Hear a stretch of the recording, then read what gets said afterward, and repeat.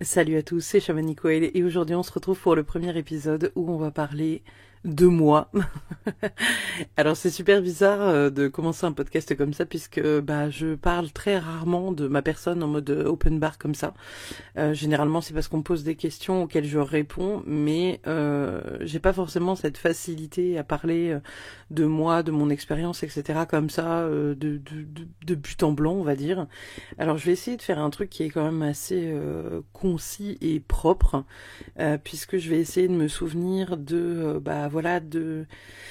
mes premiers ressentis, mes premières visualisations, comment j'ai compris que c'en était, et tout ça, parce que malgré tout ça n'a pas été forcément facile tous les jours. J'en ai un peu parlé sur mon compte Instagram, mais voilà, je trouvais ça quand même important de pouvoir de pouvoir vous parler de tout ça et de pouvoir faire quelque chose d'accessible en fait, parce que malgré tout on me pose quand même régulièrement la question sur comment je perçois, comment je ressens, et de décrire surtout ce que je vois et la manière dont je le vois. Donc du coup je me suis dit que ce serait quand même vachement cool de pouvoir vous faire un podcast qui résume un peu tout ça. Donc du coup voilà, pour ceux qui ne me connaissent pas du tout et qui ne me suivent pas non plus sur Instagram, et ou qui me suivent sur Instagram mais qui n'ont pas forcément été fouillés, je m'appelle Pauline, j'ai 31 ans, j'habite en Finistère, au fin fond de la Bretagne, en Finistère. Et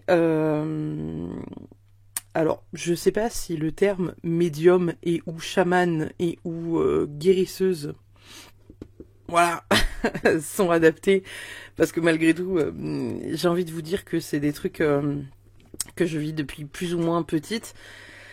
On va dire que je suis moi. On va dire que je suis moi, avec toute ma complexité qui va bien avec. Mais voilà, je vais vous parler du coup des premiers ressentis que j'ai pu avoir et de la manière dont ils se sont présentés à moi aussi au cours de ma vie. Alors, faut savoir que globalement, je suis assez connectée depuis que je suis toute petite. J'ai eu une période de flottement ces dernières années où j'étais moins connectée parce que je pense que j'étais moins bien dans ma vie. Et c'était surtout que j'étais aussi avec quelqu'un qui était assez bloqué à toutes ces idées un peu paranormales, etc. Mais pour vous situer, les premiers ressentis dont je me souviens, je devais avoir, je sais pas, aux alentours de 7-8 ans.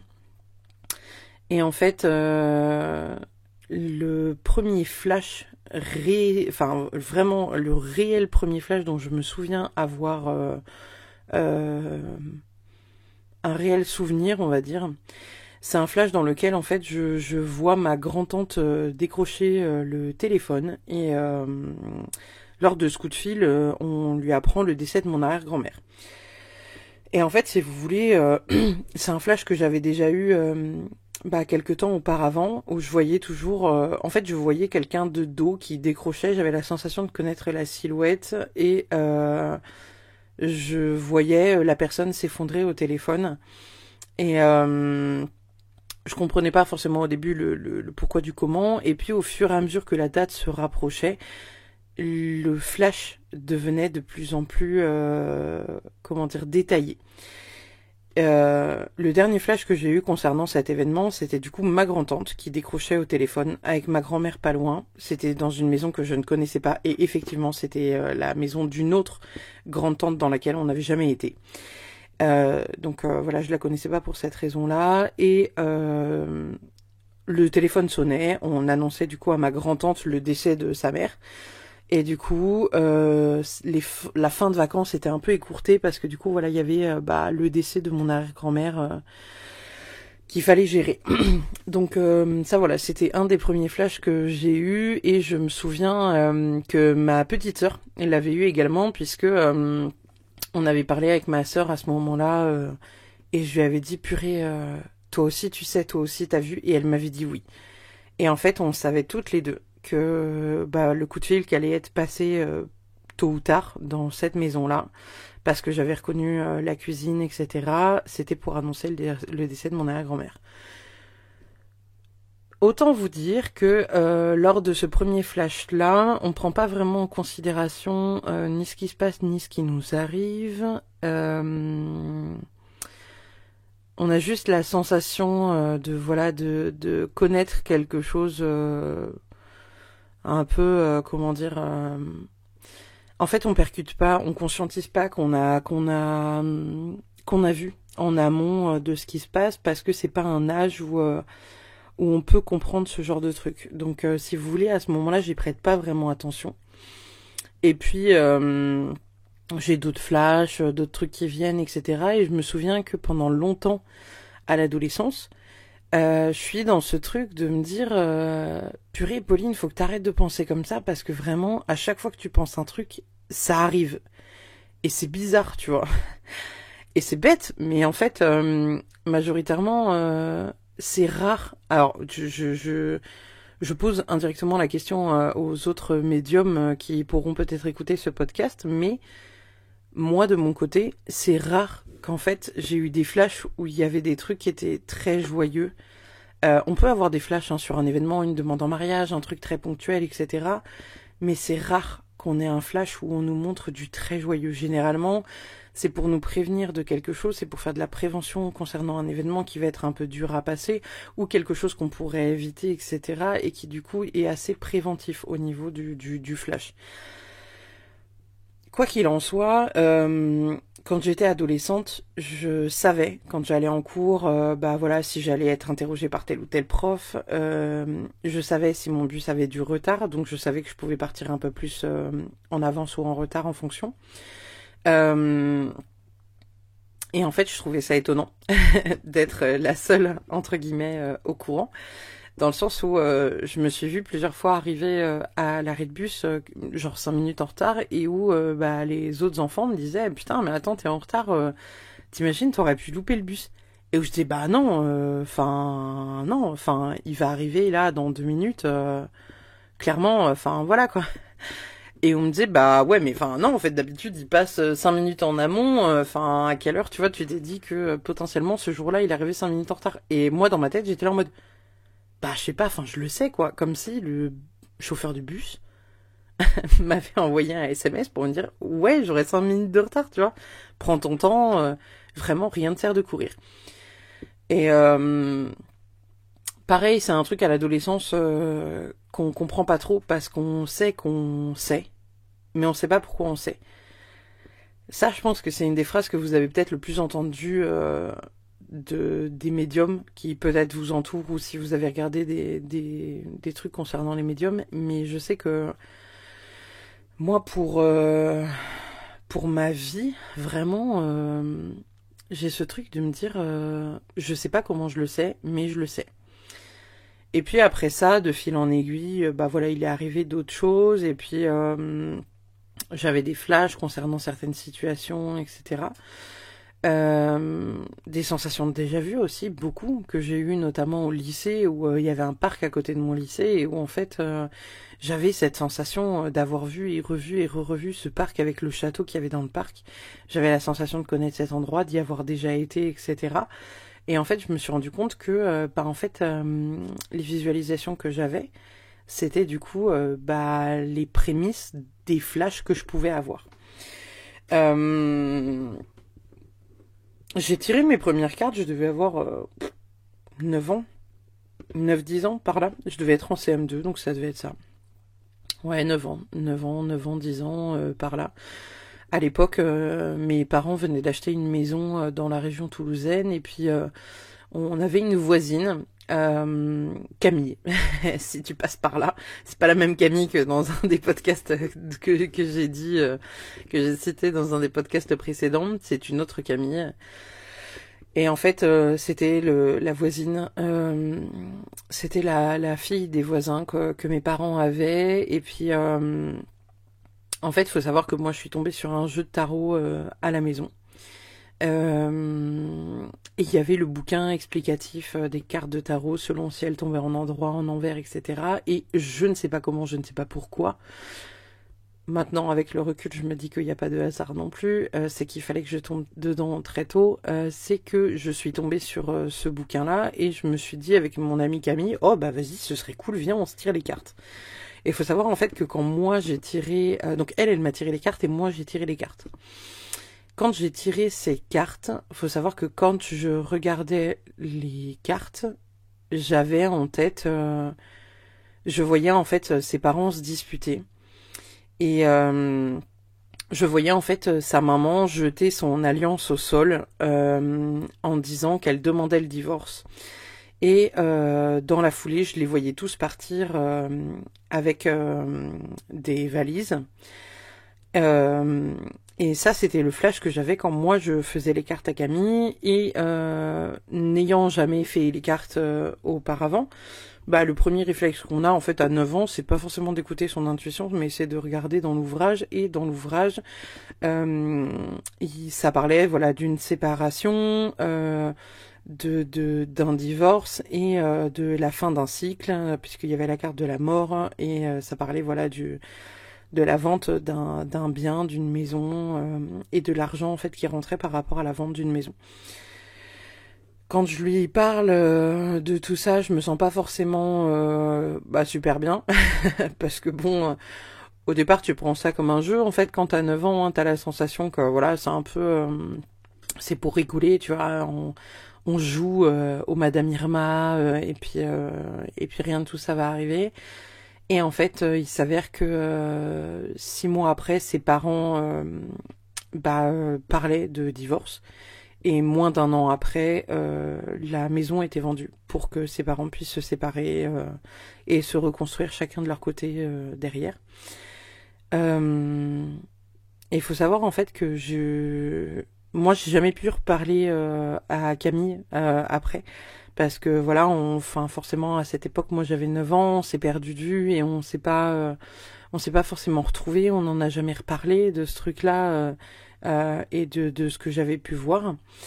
Et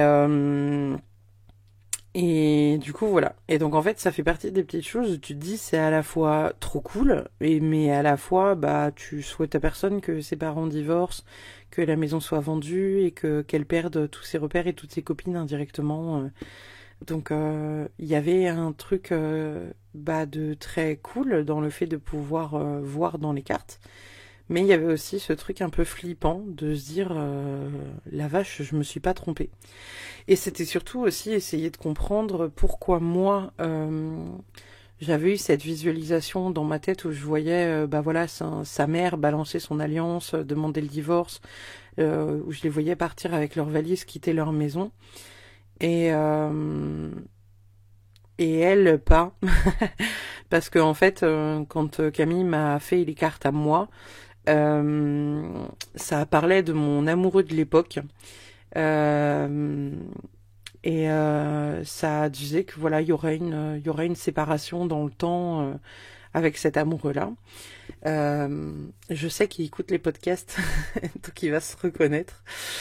Il avait les cheveux, je vais le décrire, comme ça il se reconnaîtra.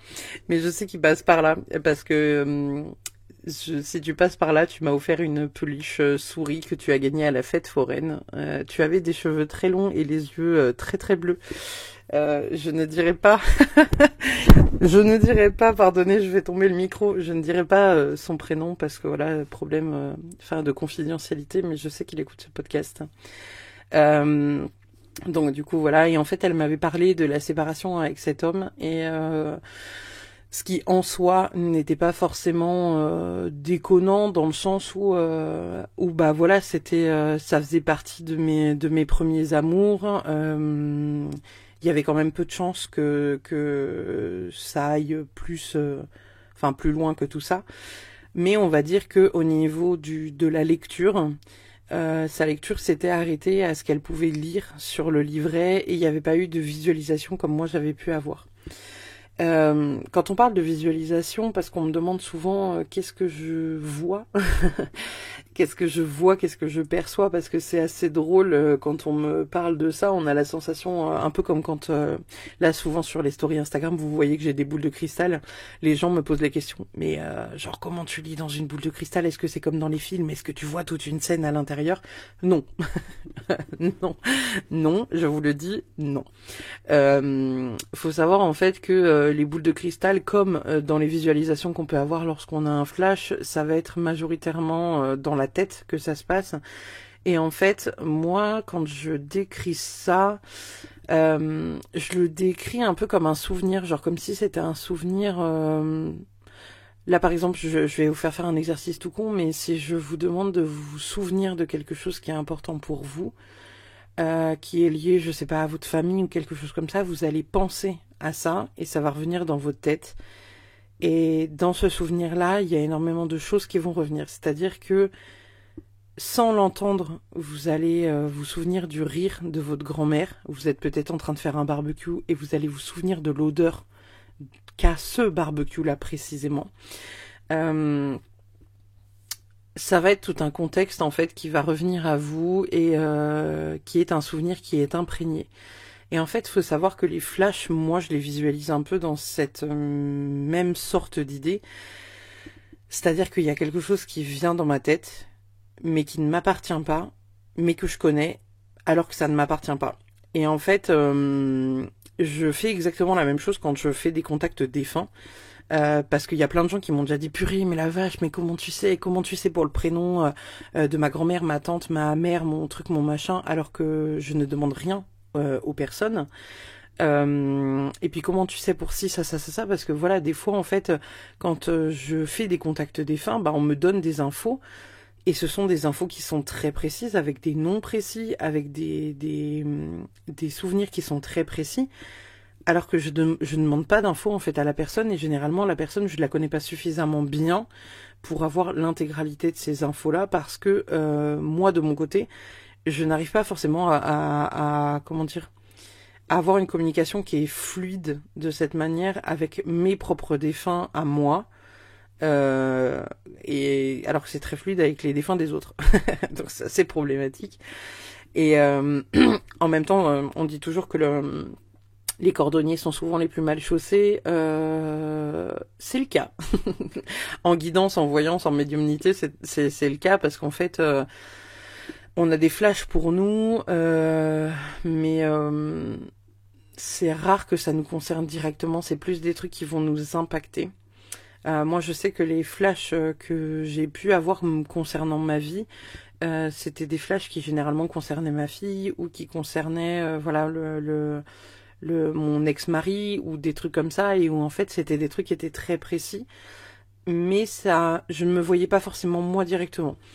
Il y a des flashs où je me suis vue moi directement et ceux-ci sont très récents donc j'attends de voir où est-ce que ça mène parce que faut savoir en fait que la manière que les guides trouvent parfois de communiquer c'est vague. Quand je dis c'est vague, c'est-à-dire que si vous voulez, ils vont passer par des choses qu'on connaît pour essayer de nous expliquer quelque chose plutôt que de nous expliquer quelque chose précisément. C'est-à-dire que si vous voulez, ils vont nous faire une sorte de rébut. Par exemple, je sais pas, tu vois, si admettons on doit se méfier de quelqu'un ou d'une situation, au lieu de nous dire pleinement, genre ouais, ce jour-là, tu dois aller au restaurant, ou tu dois aller, je sais pas, dans un parc d'attractions, ou t'as un entretien avec telle ou telle personne dans telle entreprise, il va arriver ça, en te montrant, genre, je sais pas, une voiture qui fonce dans la devanture, ou le manège qui s'écroule, ou, je sais pas, un tsunami qui surgit de nulle part. On va essayer de te faire comprendre les trucs différemment. On va te mettre un rébus sous le nez et toi tu vas être là, tu fais c'est pas clair, je ne comprends pas, je comprends pas. Et en fait, il y a des fois où ça peut être très long. Il y a des fois où ça peut être très long parce que parce qu'en fait ça nécessite d'aller creuser plus loin que loin et où en fait on ne trouve pas forcément la signification directe. Genre par exemple, je vais vous raconter un flash que j'ai pu avoir il y a quelques années. où on me montrait en fait la tour Eiffel qui était pliée. Alors forcément, hein, quand tu prends le truc de but en blanc, où tu te dis putain la vache, la tour Eiffel, elle est à 90 degrés là, la tour Eiffel, elle est pas censée être comme ça. Bah là en fait, tu vois, dans ta réflexion, tu te dis genre alors attendez, on va se prendre une bombe sur le coin de la gueule ou c'est comment? Parce que là, tu dis la tour Eiffel pliée, mais calmez-vous les gars quoi. Et en fait, après, tu réfléchis. Tu dis, est-ce qu'il n'y a pas, tu vois, la tour Eiffel, c'est le symbole, tu vois, de Paris. Est-ce qu'il n'y a pas un truc où on veut faire plier Paris? Est-ce que, tu vois, et en fait, je vous parle de ça pour vous amener, en fait, à la réflexion qu'il peut y avoir autour de cette tour Eiffel qui est pliée. C'est pas distinctement la tour Eiffel qui est pliée en mode, tu vas te prendre une bombe sur Paname et adieu et advienne que pourra pour ceux qui seront là-bas. C'est plutôt, on te montre la tour Eiffel pliée pour essayer de te faire comprendre quelque chose avec les connaissances que toi tu as. Donc des fois ça peut être très long. Des fois ça peut être très long parce que des fois ça peut être très flou et du coup ça peut être d'autant plus long que c'est flou. Donc donc voilà. Mais ça fait partie des petits trucs où tu te dis ok, non mais d'accord, pourquoi pas. Du coup, voilà. Donc ça fait partie un peu des premiers éléments dont je peux vous parler par rapport au premier flash que j'ai eu et que j'ai ressenti. Après des flashs, voilà, j'en ai quand même assez régulièrement. Il y a des flashs que j'ai des fois qui sont pas forcément compréhensibles parce que je me souviens d'un flash. Alors, faut savoir que dans mon entourage, j'ai une personne qui est dans la voyance depuis à peu près 40 ans.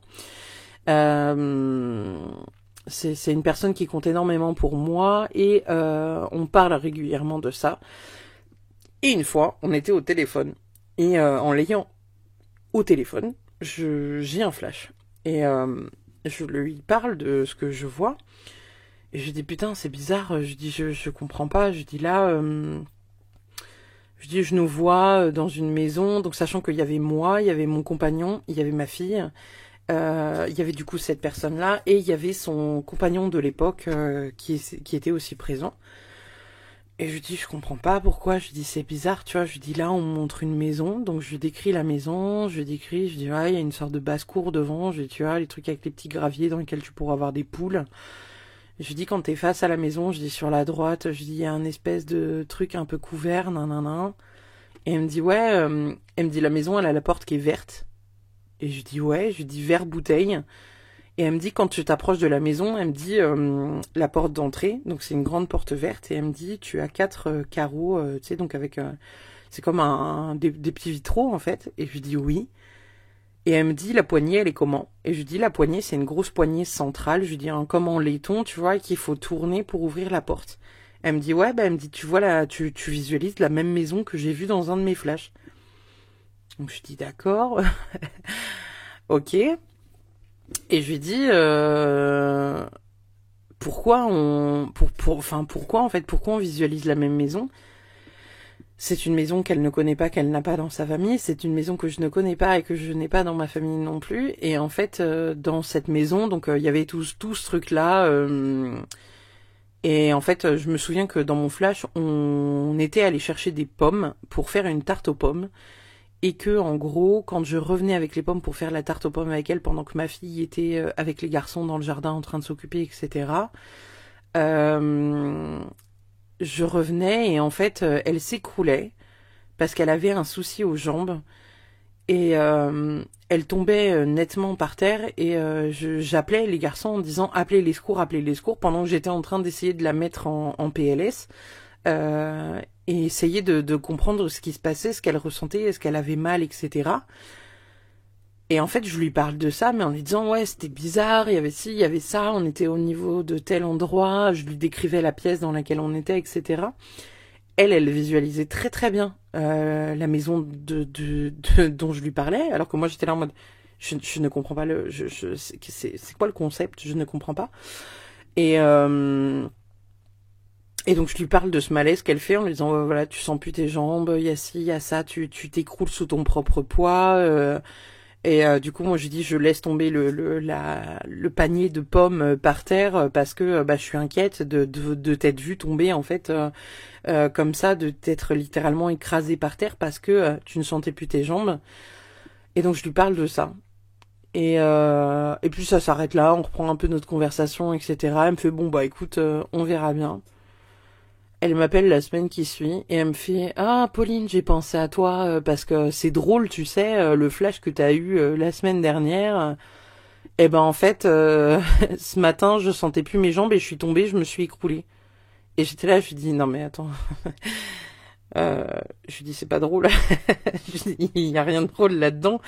Et elle me dit non mais enfin c'est drôle, manière de dire, tu vois. Mais elle me dit oui. Et donc en fait, je lui ai expliqué que je lui dis donc mon flash. C'était pour te mettre en garde d'un problème de santé où tu n'allais plus sentir tes jambes. Je dis bon, je dis après pourquoi il y avait ce contexte. Voilà, on comprend jamais en fait pourquoi il y a le contexte là de la maison, quel est le rapport à la maison. Dans le flash au niveau de comment dire de l'avancée de l'âge, parce que en fait il faut savoir que dans les flashs c'est rare qu'il y ait en fait du comment dire du un truc de temporalité. On n'arrive pas forcément à cibler si c'est plus ou moins proche. J'avais la sensation que c'était plutôt loin, parce que en fait, le seul truc dont j'avais une référence en termes de temporalité, c'était ma fille, hein, qui était plus âgée que ce qu'elle n'était à l'époque. Elle faisait du vélo sans les petits trous, etc. La longueur de ses cheveux, sa bouille, etc. qui avait grandi par rapport à ce qu'elle était à l'époque où j'ai eu le flash. Et du coup, la personne qui me rappelle et qui me dit ouais, j'ai pensé à toi, je me suis écroulée ce matin. En fait, j'ai fait un malaise, je sentais plus mes jambes. Du coup, j'ai pensé à toi et à ton flash. Ouais, génial. Donc du coup, voilà, là encore une fois, c'est une mise en garde en fait au niveau de la santé de la personne. Après, comme je vous disais, il y a des flashs dans lesquels on n'a pas forcément. Mais en fait, c'est pas qu'il y a un surplus d'informations, mais là où ils nous envoient des trucs qu'on est censé interpréter. Et au moins je suis là, genre, ouais, d'accord. Pourquoi j'ai vu cette maison? Pourquoi elle aussi? Parce que elle aussi, elle avait des flashs, hein, enfin, a toujours des flashs, mais qu'est-ce qui fait qu'on a vu la même maison, on a vu la même porte, on avait vu le même hangar, on savait décrire toutes les deux l'intérieur de la maison, la manière dont les pièces étaient faites, etc. Sans que on se soit, vous voyez, sans qu'on se soit parlé avant ce flash-là. Parce que moi, j'ai eu ce flash-là, en fait, en l'ayant au téléphone. Elle l'avait eu quelques jours auparavant. Et je trouvais ça... en fait, ça fait partie des trucs qui me bluffent encore, si vous voulez. C'est des trucs où moi, je me dis, purée, la vache... Il y a des trucs dont on n'a pas connaissance. Et c'est quand même fou ce qui se passe. Parce que vraiment, c'est des notions où toi, tu te dis genre, waouh... Je sais pas comment je fais, mais je fais. Et si vous voulez, c'est exactement pareil quand je fais, par exemple, sur Instagram, j'essaye de faire plusieurs fois par mois des guidances ouvertes où les gens me posent des questions et où je réponds gratuitement de manière divinatoire. Et en fait, quand je suis en train de poser la question en mélangeant mes cartes, j'ai déjà les flashs concernant la personne où on me dit non, ça c'est comme ça, comme ça, comme ça. On me montre certaines choses. Et en fait, les cartes, quand je les retourne, viennent juste confirmer ce que moi j'ai déjà eu en prévisualisation et en canalisation en amont. Et en fait, c'est quelque chose qui est très dur à expliquer parce que quand on dit aux gens oui, mais ça se passe dans ma tête, c'est parce que je visualise des trucs, parce que là, je reçois tel message, tel message, tel message, et en fait, je le vois dans ma tête comme un souvenir qui ne m'appartient pas. Généralement, les gens, ils te regardent un peu comme une tarée, tu sais, en mode oui, oui, oui, oui, d'accord. Mais le truc, c'est que tu peux pas...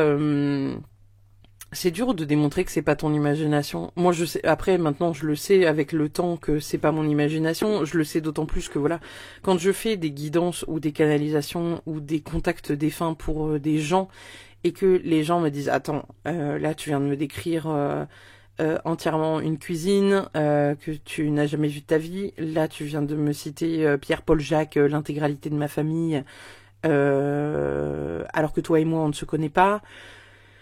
Je leur parle de souvenirs qu'ils ont vécus quand ils étaient enfants ou adultes, avec des scènes qui étaient très précises, des mots très précis, des postures très précises, des salutations très précises.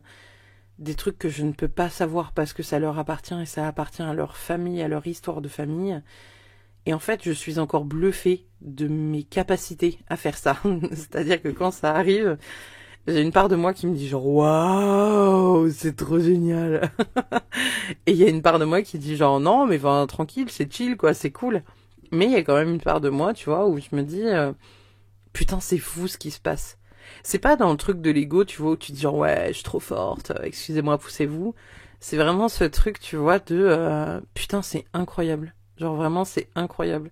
Il y a une notion de la vache, c'est incroyable ce qui se passe. Et c'est quelque chose que j'adore et que j'adore faire. Et parce que j'aime énormément pouvoir transmettre bah voilà, des messages depuis l'au-delà aux personnes. J'adore pouvoir les rassurer concernant certaines choses et j'aime aussi beaucoup pouvoir faire des soins qui leur permet voilà de débloquer des choses chez eux et c'est vraiment très important pour moi de pouvoir les aider avec tout ça. Donc du coup voilà, on va s'arrêter là pour ce premier podcast parce que je vous ai déjà révélé quand même pas mal de trucs, donc il faut que je laisse un peu de quoi papoter pour une prochaine. Donc je vous remercie d'avoir écouté cette première partie de mon podcast sur moi et qui parle de mon histoire de médium, chamane, guérisseuse, volva, tout ce que vous voulez. Et puis la meuf qui a pas d'appellation pour sa propre personne, tu sais, je suis un peu tout à la fois. Bonsoir. Mais bref, du coup voilà, donc on va s'arrêter là pour ce podcast-là. Je vous remercie infiniment d'avoir écouté et je vous dis à très vite pour la suite des aventures de Shamanic Whale. Merci infiniment pour tout l'engouement que vous déposez chaque jour sur la page Instagram pour mon travail et ce que je peux développer avec vous aussi. Et puis je vous dis à très vite pour la suite. Je vous fais des bisous et très belle journée à vous. Salut.